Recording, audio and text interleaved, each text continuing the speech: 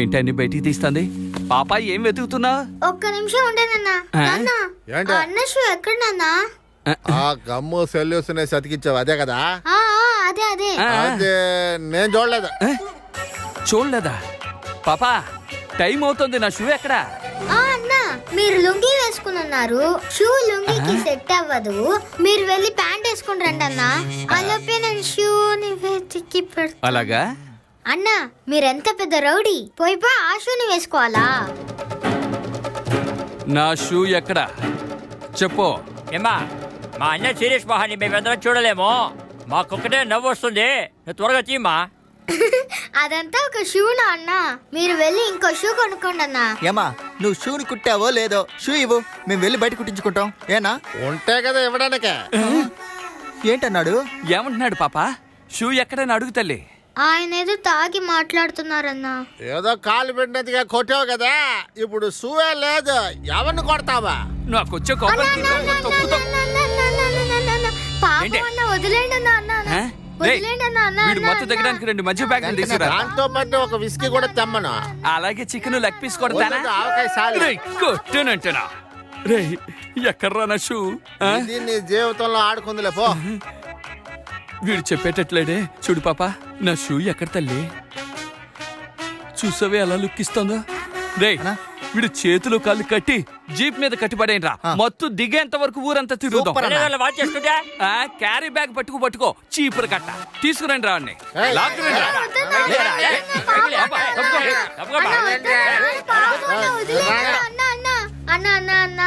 Shop లోనే ఎక్కడ పెట్టుంటాడన్నా, వదిలే.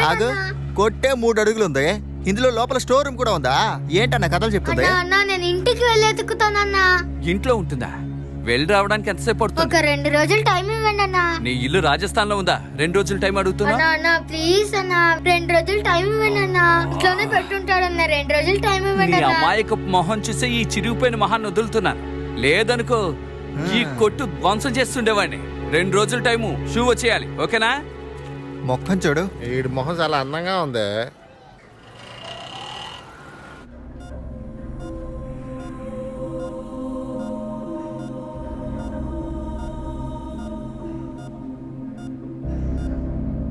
ఏమ్మా దెబ్బ తగిలింది కదా, వాడు ఇప్పుడు ఎలా ఉన్నాడు? అంత క్రిటికల్ గా ఏమీ లేదు సార్. వాడు నోరు తెరిచి మాట్లాడితేనమ్మా ఎవరు ఏంటి అని తెలుసుకునేది. ఓకే సార్, మేం చూసుకుంటాం. ఏదైనా ఇంప్రూవ్మెంట్ వస్తే కళ్ళు తెరిచి చూశాడు అనుకో, మేం బయటే ఉంటామమ్మా. ఎవరికి తెలియకుండా నాకు మాత్రమే వచ్చి చెప్పు. ఏంటి? మీరు బయట వెయిట్ చేయండి సార్, నేను ఖచ్చితంగా పిలుస్తాను. సరేమ్మా. అన్నా ఎలా ఉంది? అమ్మోహన్ దగ్గర చూస్తావు దేన్ని చూడు, నీ పుట్టినరోజు కేక్ మీద ఏం రాశానో చూడు. పుట్టినరోజు శుభాకాంక్షలు హైటెక్ ఐటమ్. ఎరా నేను మొగాన్ని ఇలా రాశారు, ఒకవేళ అమ్మాయిగా పుట్టుంటే? మగాడిగానే మొహం చూడబద్దు కావట్లేదు, ఆడదానిగా ఊహించుకోవడం కూడా కష్టం. బక్క కొంగ, ఏదేమైనా నువ్వే అన్న మా హైటెక్ ఐటమ్ గాడివి. రే మీరు ఎంత పొగిన్నా ఈ సంవత్సరం పెద్ద డీల్ ఇస్తాడు అనుకుంటే ఇవ్వడం లేదురా. అయ్యయ్యా, అయితే నువ్వు ఐటమ్ గడివి కదా? అదేరా శేఖర్ బాబు పనిచ్చాడు కదా. ఏం పనిచ్చాడు రా?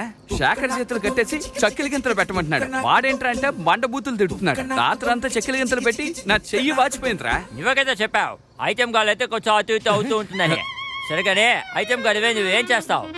రే ఐటమ్ వాడిని అయ్యానంటే ఏరియాలో గెత్తగా వచ్చి ఒక పెద్ద ఆశ్రమం కట్టాలి. ఆశ్రమం పెడతావా? అక్కడ ఒక్కొక్కరు ఐటమ్ గారు అయిన తర్వాత సరుకులు లేపరం, అమ్మాయిలు లేపరం, డబ్బులు సంపాదన చేస్తూ ఉంటే ఈయన ఆశ్రమం పెడతాడట.